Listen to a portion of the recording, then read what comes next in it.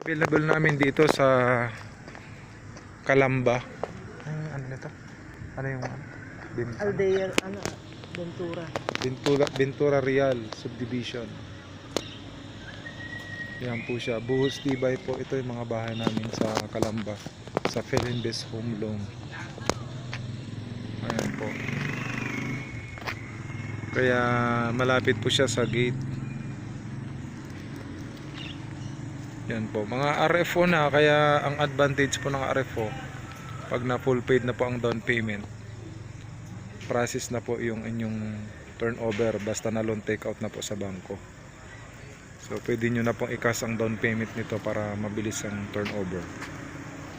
Ito po ang available natin ngayon. Malapit sa gate po. Ayan. Kaya habang maaga pa, pwede kayo mag-avail ng house and lot kasi tumataas po ang value nito.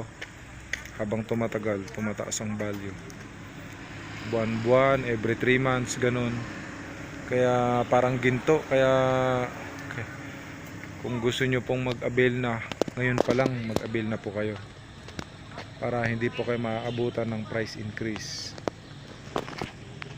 At may mga project din po kami sa San Pedro, sa Cavite.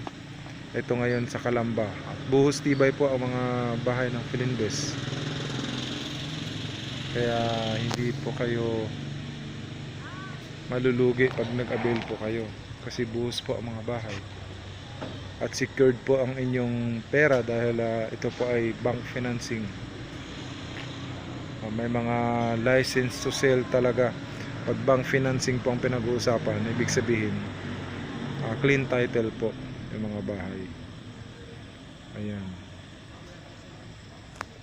Kaya kung magpapatripping po kayo, pwede kayo mag-comment po, mag-inquire.